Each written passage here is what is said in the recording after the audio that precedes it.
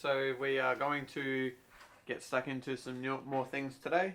It's a new day to get some shit done on the RB26. Today we're going to put in the oil filter unit. I took that apart yesterday and cleaned it, so we're going to put that on. Also, yesterday I painted the inlet manifold, the plenum, so that looks nice and dandy. Looks nice and clean. So we're going to hook that up, and then hopefully from there, once we've got everything bolted in, that will stay there permanently, and then from there I can start to figure out what's going on underneath the plenum, which will be great. I've also going to start getting the water lines and oil lines sorted out for the turbo, and then going to figure out what I need and what I don't need,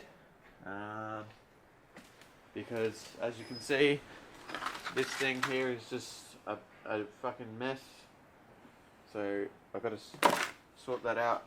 So anyway, I think the first thing we'll do is we'll tackle the we'll put the oil filter on first, so we'll get that done, and then we can figure out what's going where under here.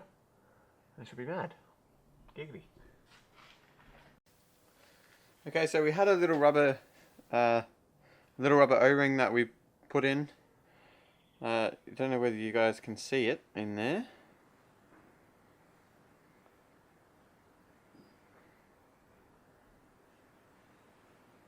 There you go, you can kind of see it there. So I got that with the gasket that goes onto this face. So just use some rubber grease to put in when you put it in, right? Always use it when you put rubber stuff in. So we're going to use it again here to put this seal. This is the oil cooler, or the factory oil cooler that Nissan has.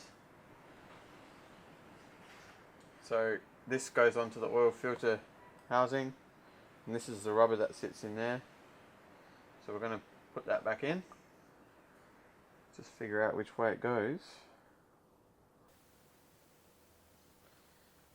I'm sure you can buy new rubbers of these. When we took it out, it's still nice and soft. Doesn't feel like shit, like usually rubbers will feel like when you pull them out. So we're going to reuse it. Should be alright. So I'm going to put her in.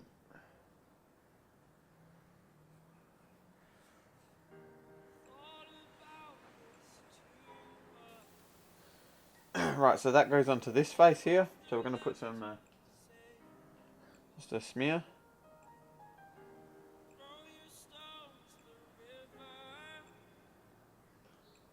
Right.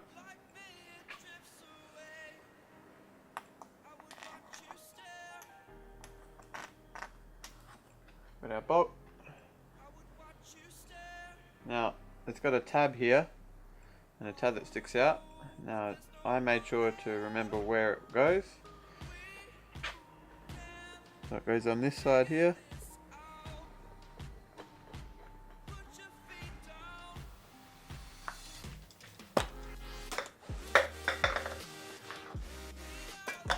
Yes, now we're going to get some carby clean again, clean rag, and we're just going to go over here. I'm not showing you, but it's the oil face on the block, so just give that a clean, give the oil housing face a clean, and then we'll prep the gasket. So we got our new gas. Come closer, my friends, come close to me. New gasket that I've ordered, so we will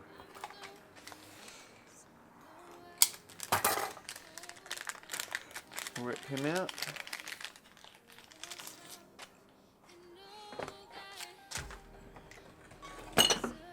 And again, we're using this sticky shit.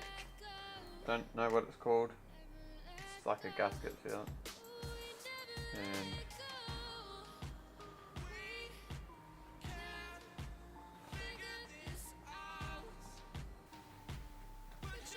right, so we just want to make sure that we're going to put our gasket on the correct way. Looks like it's that way. It might be that way.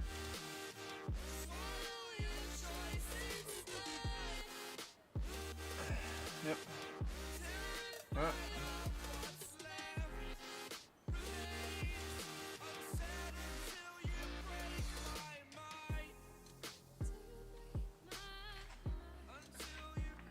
Put this on.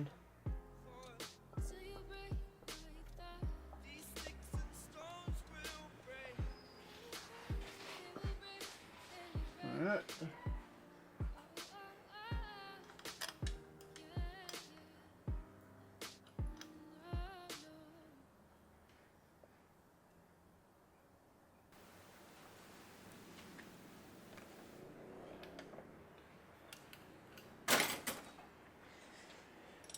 Yeah, buddy.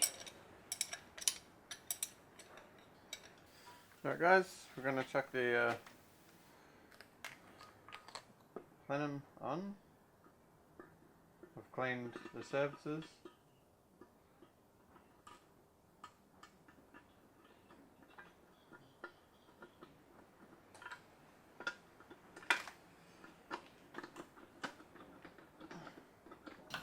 I'm going to slowly make sure, just for cautionary reasons, we're going to slowly turn it over and just make sure that everything is good.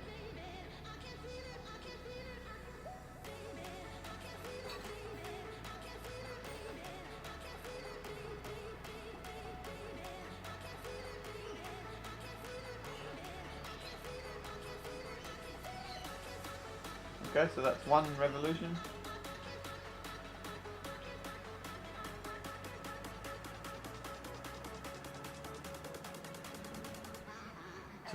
Two revolutions. So one revolution of the camshaft and 2 revolutions of the crankshaft. So that should be pretty good, pretty dandy.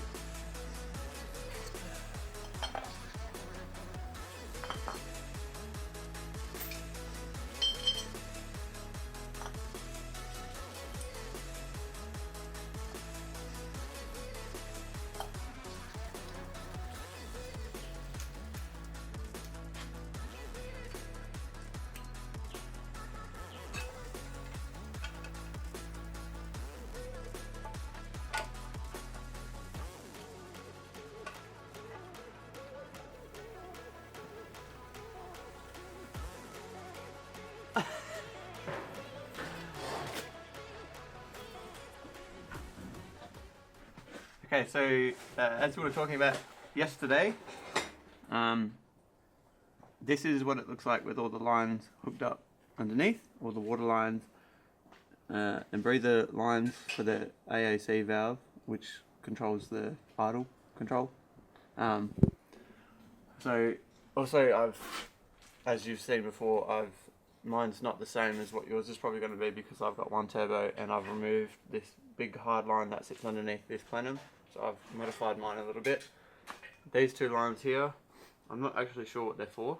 I'm thinking that there might be going to an external thing in the engine bay once it's hooked up. So I'm going to leave them like this for now and then figure it out once it's in the engine bay, because I'm not going to just cut them or plug them up and then find that once it's in the engine bay that I actually need them. So this is where some of these lines go, so it will just give you an idea. So this line here follows down through this, around the back, and then into this unit. And then we've got, coming out of that same unit, we've got this line here, which goes into there. And then we've got that line there, going into there, which is from that. And then same thing on the other side, this hard line here goes down to that one there, and then into that unit that you see there. So for you it's going to be a lot more complicated because you've got a lot more lines than I do, but this just gives you a basic idea of what everything looks like. Now, so this is the motor as it stands, and I am moments away from putting it into the engine bay. All the exhaust stuff is easy. There's plenty of room in the engine bay to put that in, so I'm just going to do it there because my exhaust manifold's at the machine shop getting faced because it wasn't straight. So let's go take a look at the engine bay. Got the hoist or engine crane set up. So this is the engine bay currently. I don't think I've shown you guys it in video since it's actually been spray painted properly with a gun. So I've got some of the, the high-kiss unit, some of the lines. Some of these lines I'm going to put in after, just because I want to make sure that I've got everything in the right spot. It's just I think it's going to be easy for me to do with the engine in there. Well, it'll be more fiddly, but you know what I mean. I'll be able to definitely understand where everything goes once the engine's in place. So yeah, we've got our high-kiss unit. I'm thinking I'm going to delete it. When I'm going to do that, I don't know. So I'm thinking I might do a video showing you how to do that. Then we've got our subframe hooked in,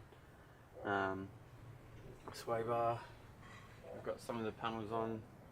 We've got some of our brake booster, clutch booster, master cylinder, even though the cylinder's not on there yet. Lighting motor, subframe, and then we've got our tyres on, which underneath this we've got some stuff. I painted these brackets and put some of the suspension back in. It's not tight though. It's the only thing that's tight is the subframe. So once the motor's in, I'm going to go back up and then properly go through everything. So yeah, this is the engine bay as it stands. It is looking good. We've got to take the bonnet off before we can put the motor in, just to give ourselves some more room. But apart from that, it's all looking good and it's all ready to go. It's all ready to go. Finally. Oh man. Alright, let's do this.